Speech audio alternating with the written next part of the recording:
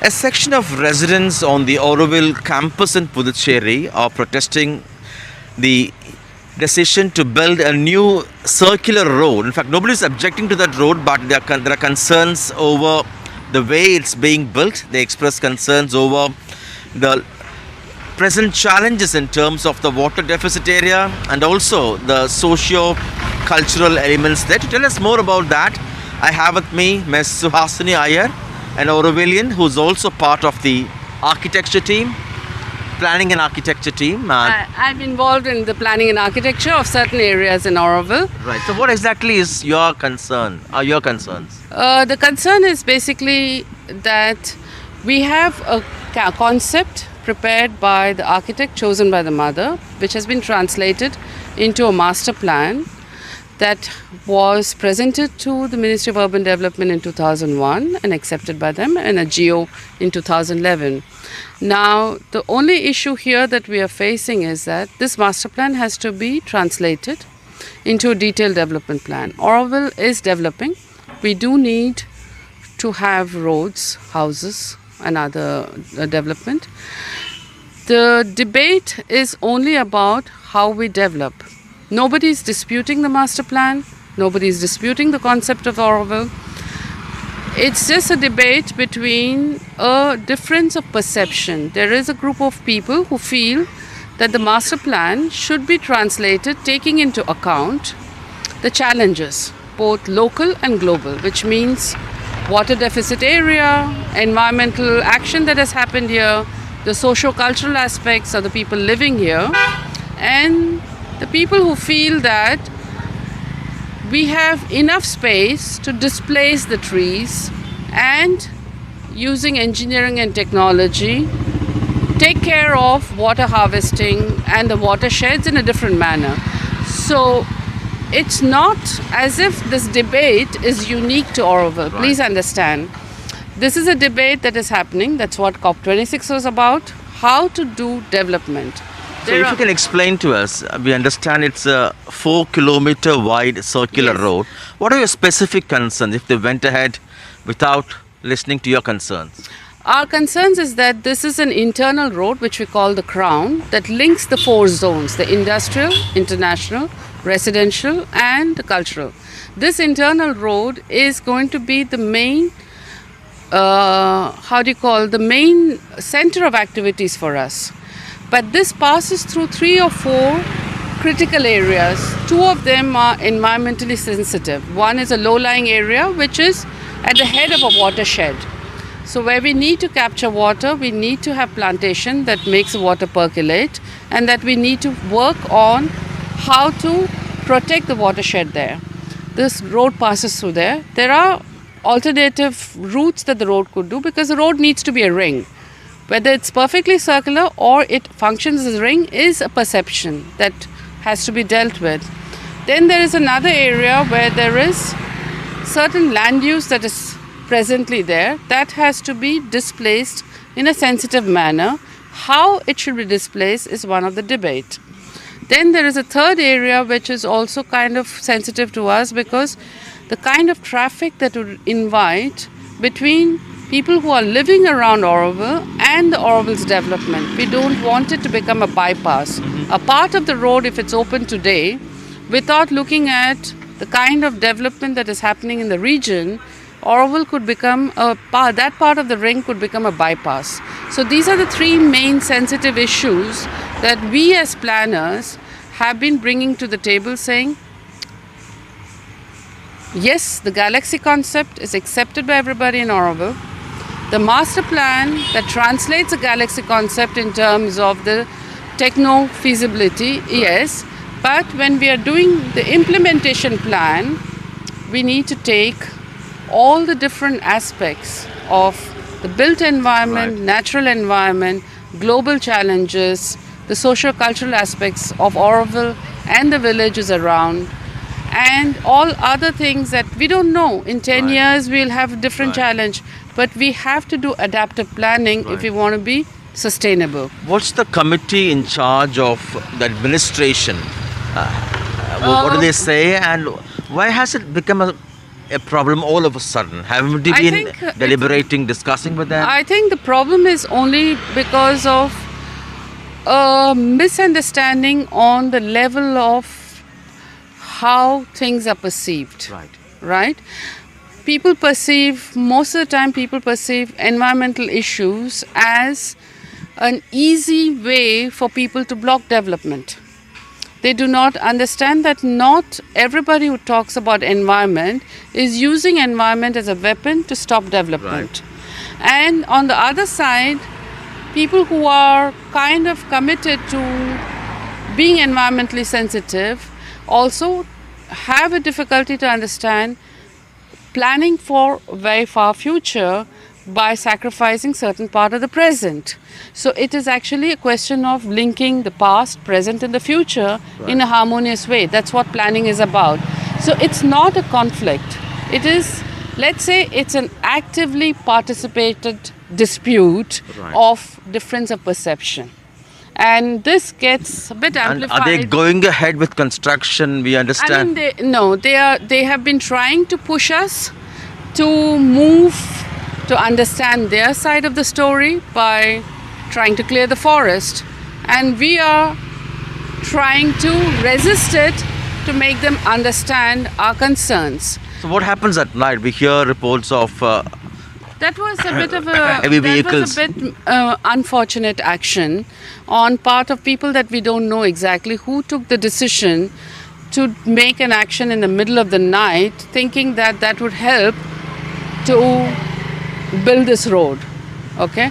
Which is very unfortunate because it was completely unnecessary. The debate is necessary, compromise and understanding and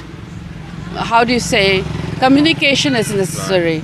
And maybe sometimes a little pull and push is necessary. But these kind of actions in the middle of the night, which always gets amplified because when it's dark and people are sleeping and you get a call, there is a little bit of emotional drama that gets into it. But I think we have gone to a certain level now from where, at least I personally feel, we have only hope to move forward to a better future. Right. Thank you so much, Suhasini Iyer, for your time. And that's one side of the story. We're here to speak to the committee in charge of the administration. But both sides, they do not dispute the master plan. But it's all about how to go about, particularly being sensitive to environmental concerns. I have with me two spokespersons from the Auroville Foundation in Puducherry. In fact, they're also members of the Resident Assembly, Sindhuja and Joel. Thank you so much for your time. And Sindhuja, if I can come to you first. Those who are raising concerns about the new 4-kilometer long Crown Road coming up, they raise issues like it passes through certain ecologically sensitive points and that the administration is not really mindful of that. So first of all, I would like to start with correcting the notion that it's new. The Auroville Master Plan was ratified in 1999 by the Residents' Assembly and then converted into a Master Plan document and then subsequently gazetted. And this document has been the base for drawing up all the detailed development plans for the city. And it goes even more back than that. The master plan is based on the Galaxy plan, which was approved by the mother herself, who is the founder of Auroville. So today we are continuing a project which we have started way back, more than a decade ago, which is the Crown Road, which is a part of the master plan. The Crown Road is basically, it's an infrastructure corridor, a road and a mobility corridor which will serve the city area, and it separates the inner city from the city area, to put it very simply. So this road, as per the master plan, is a circular road, and it is the right-of-way, the full right-of-way, 16.7 meter wide, in which will be encompassed a 6.7 meter road. These are some facts. So to come to the ecologically sensitive points through which it is crossing, today we are crossing the 4th of December. We started the work on a stretch which is called Bliss. In Auroville, that area is called Bliss. And then subsequently we will reach an area called the Youth Center. So Bliss is a planted area. However, Auroville has a master plan which shows a green belt which is 3 times the size of the city area. And within the city area, there are designated parks. And Bliss does not, the area where the crown crosses through Bliss does not fall in those designated green areas.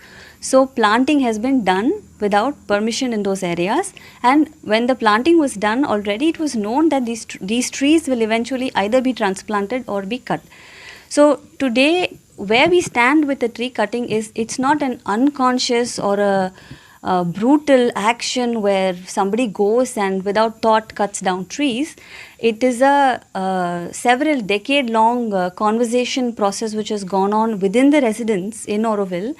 And since the arrival also of the new secretary, Dr. Jayanti Ravi, and the new governing board, we have seen some key issues in the community which has kept us blocked since its inception. Actually, since 53 years, Auroville has very little to show and very little population for the amount of area we are holding also. We'll come to that very soon.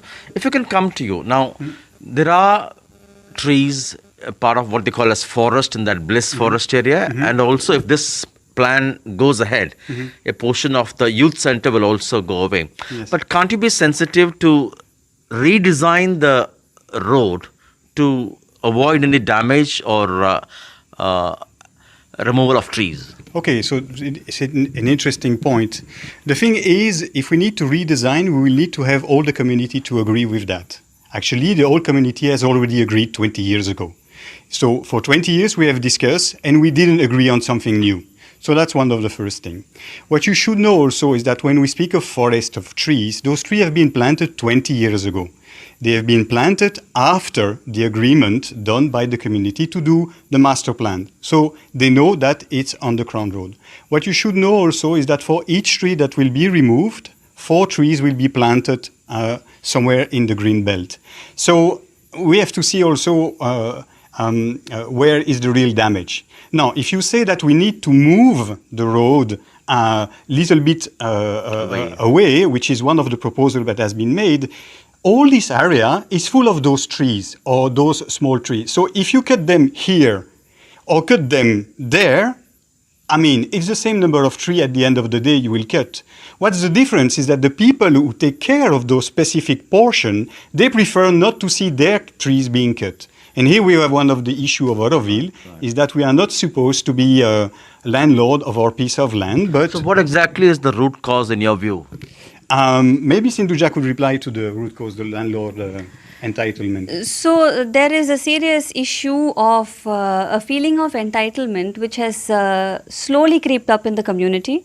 In Auroville, we are not landowners, we are not owners of the apartments we live in. We are actually just caretakers towards managers, and we are holding it in faith for humanity as a whole. But what has crept in is a strong sense of entitlement, and the resident assembly insists very strongly to be part of every single decision made on every single aspect of the city, be it development or not, by the way. So this is fine. But if it does not allow the city to move forward and ends in deadlocks for 53 years, then there is an issue to be addressed. This midnight operation to remove trees, it smacks of a kind of a stealthy approach. Yes, I can explain. So actually on Saturday morning, 25 workers from the road service of Auroville, accompanied by 2 JCB and a tractor, started the work of clearing the crown in this area, removing trees. What happened is very quickly some Aurovillian, young, some adult also, came onto the site and blocked the JCB and the workers. They were sitting in front or on the machine itself, which was quite dangerous. Some came with small children also. Imagine those big JCB moving, it was quite dangerous. They were able to stop the work. Some policemen came. It was decided that the JCB will leave and that we will all go discuss together because both camps end up being on the working site.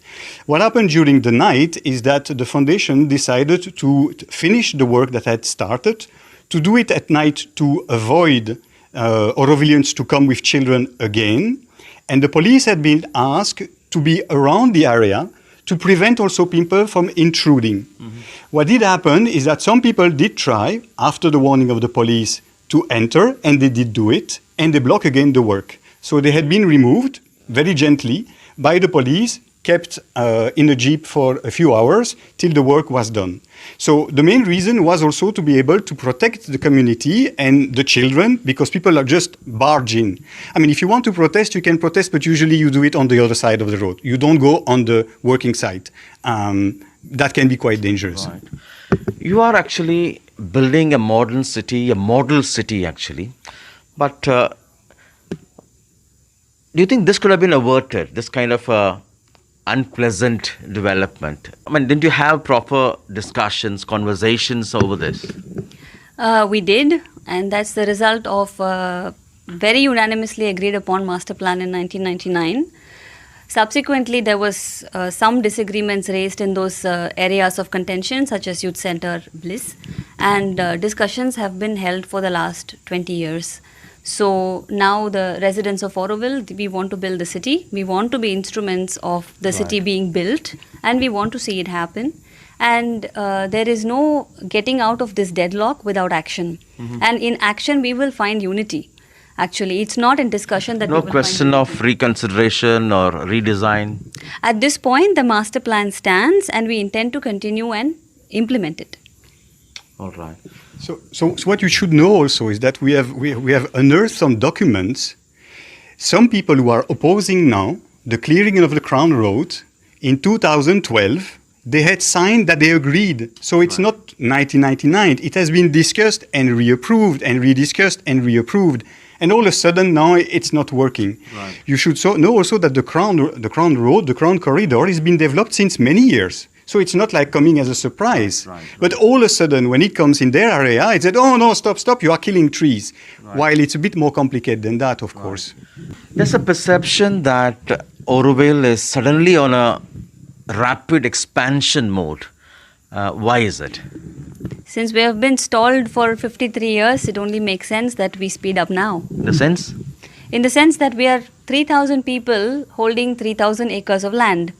So that does not seem like a very sustainable way of living, and it does not solve India's urban development problems. So if we have to be a model city, then we have to reach the density for which Auroville was planned, which is 50,000 residents.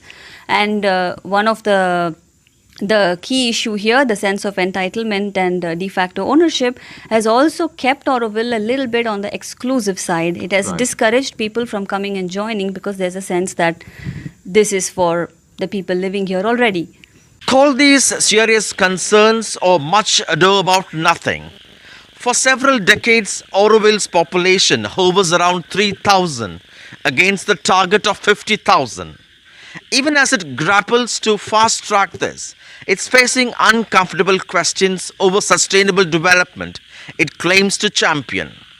At Auroville in Puducherry with Palaniswamy and Suresh, Sam Daniel, for NDTV.